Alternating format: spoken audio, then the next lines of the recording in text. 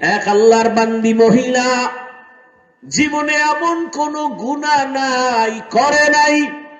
গুনাহ করতে করতে এলাকার সব মানুষ তাকে ঘৃণার নজরে দেখে। ওই মহিলা বড় খারাপ, ওর নাম নিও না। সবার কাছে ঘৃণার পাত্রী হয়ে গেল। এমন একজন নারী রাস্তা দিয়া হাইটা যায়, হঠাৎ করে তাকায় দেখে রাস্তার পাশে একটা কুকুর পানির পিপাসায় কান্না করে। মহিলার অন্তরে মায়া লাগছে। জাহান্নামী নারী কুকুরের কান্না দেখা পাগল হয়ে গেল।